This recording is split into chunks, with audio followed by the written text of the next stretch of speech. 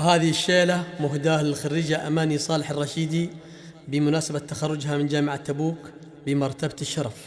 مهداة من أخوك أبو سلطان وأختك أم سلطان.